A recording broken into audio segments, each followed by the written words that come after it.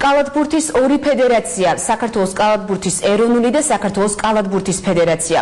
მოქმედი ეროვნული ფედერაცია FIBA-სა და საერთაშორისო ოლიმპიური კომიტეტის მიერ არის აღიარებული. ახალი სუბიექტი კი ახლახანს დარეგისტრირდა.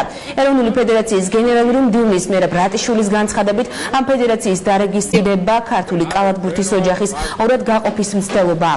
კალათბურთის ფედერაციის ერთ-ერთი დამფუძნებლის მიხეილ ახვლედიანის განცხადებით კი იქიდან გამომდინარე, რომ მოქმედი ფედერაციის მიმართ შესაძლოა საკალათბურთო კლუბებისა და სკოლების წარმომადგენლებმა თანამშრომლობის სურვილი დაკარგონ, საჭიროა სხვა სივრცეც, თუმცა ჯერ აღნიშნულის განხორციელება არ იგეგმება.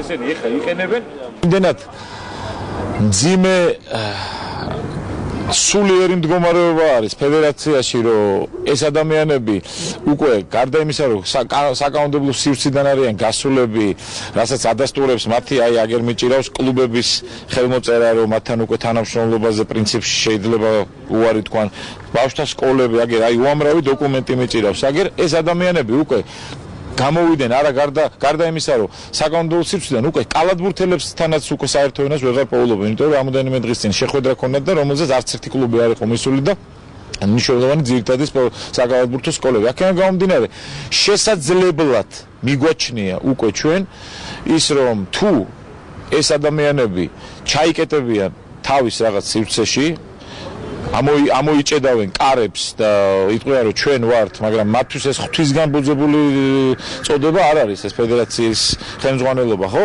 შეიქმნა ანალოგიური AIP ორგანიზაცია, რომელიც ალბათ მიმართავს სპონსორებსაც, სახელმწიფოსაც, თუ ესეთი სიტუაციამდე ჩვენ ვფიქრობთ, რომ აქამდე არ მივალთ, რა თქმა უნდა. ეს არავის გახლეჩვისთვის არ არის. ეს ადამიანები, რომლებიც პრაქტიკულად კარგავენ კომუნიკაციას ფედერაციასთან, იმათ ჭირდებათ რაღაც სივრცე. ეს არის აშკარა პარალელური სტრუქტურის შექმნის ცდელობა,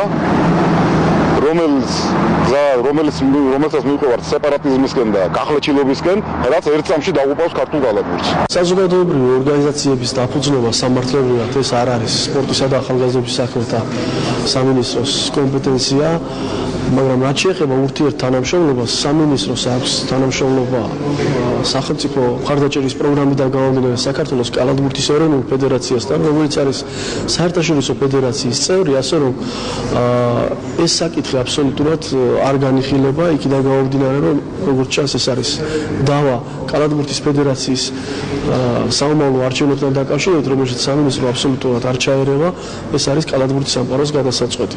რაც შეეხება ორგანიზაციის დაფუძნებას, ყველა შეუძლია დააფუძნოს სხვადასხვა სახის ორგანიზაციები, რომელიც სამართლებრივად იქნება უფლებამოსილი, მხოლოდ სამინისტრო ითანამშრომლებს სპორტის სახეობაში მხოლოდ ერთ ეროვნულ ფედერაციასთან.